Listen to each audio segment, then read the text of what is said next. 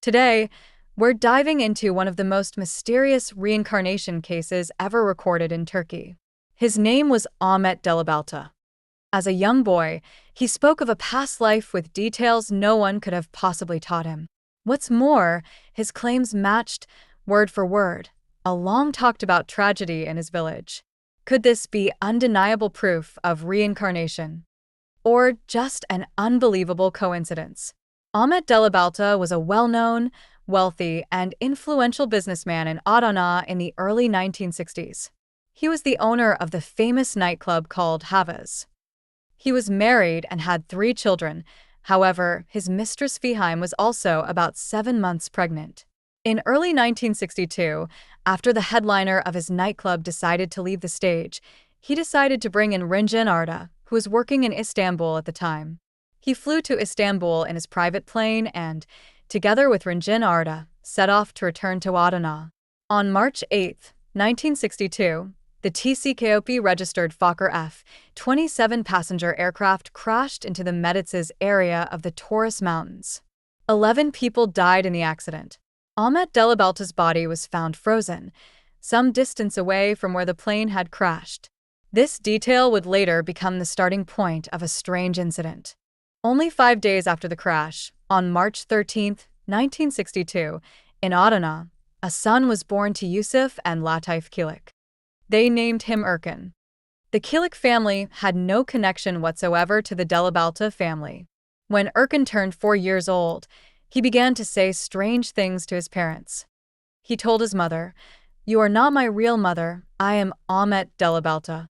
At a young age, he talked about the nightclub Ahmet Delibalta owned, his wife, children, mistress, and even that the plane had crashed and that he had died from freezing. Erkan's statements included details that were known only to those conducting the crash investigation. For example, the information that Delibalta had frozen to death had not been officially announced to the public. Erkan knew the way to places he had never been to before, describing the location of Delibalta's nightclub, his home, and his mistress's home. When compared with Delibalta's family, he could name them one by one and correctly state their family relations. One of the most striking moments was Erkan's meeting with Delibalta's mistress Fiheim. Upon seeing her, he immediately said, "You are Fiheim, you are my wife." When shown the little girl in Fiheim's arms, he said, "I don't know her, but she is probably my daughter. Before I went to Istanbul, you were pregnant and having pains." This information was confirmed by Fiheim herself.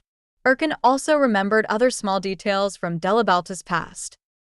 For example, he recounted how, in his youth, he had stolen a tray with a friend at a football match and sold it for 25 kurush. Salim, a friend who had witnessed the incident, confirmed the story even though it was the first time he had ever seen Erkan. He also shared a specific memory about Delibalta's watch. He said that while changing watch straps with his friend Mithit, his teeth had left a mark on the watch. Upon investigation, a teeth mark was indeed found on the watch.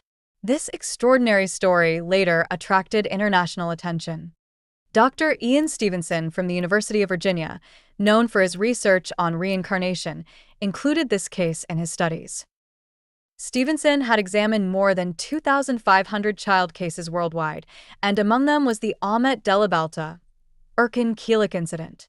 Ahmet Delibalta case went down in history as one of the most talked-about examples of reincarnation claims in Turkey. Although no definitive proof has been presented, the testimony of those involved and the fact that the child provided unknown details at a very young age made this case intriguing from both a scientific and social perspective.